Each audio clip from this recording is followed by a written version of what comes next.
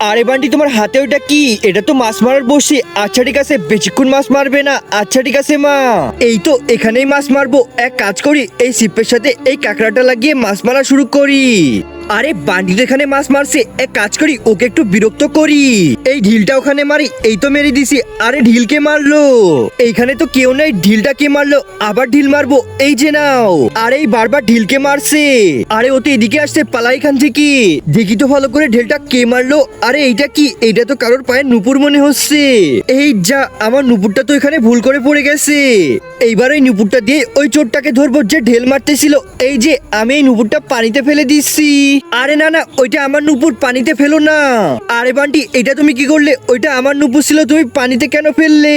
তো বন্ধুরা, এরপরে যা হলো তা দেখলে আপনারা অবাক হয়ে যাবেন, কিন্তু তা দেখার আগে একজন মা কতটা আপন হয় যাদের মা নাই তাদেরকে জিজ্ঞেস করো। তাই আজকে যারা মাকে ভালোবাসো তারা একটি লাইক আর একটি সাবস্ক্রাইব করে দাও, আর যদি না ভালোবাসো তাহলে এই ভিডিওটা থেকে দূরে থাকো। আরে আরে, আর কান্না করো না, এই যে নাও তোমার নুপুর। আমি তো শুধু এটা জানতে চেয়েছিলাম যে আমাকে কে বিরক্ত করছে। এই যে নাও তোমার নুপুর। সরি বান্টি, আরে কোনো সমস্যা নেই। আচ্ছা ঠিক আছে, তাহলে আমি গেলাম। আচ্ছা ঠিক আছে।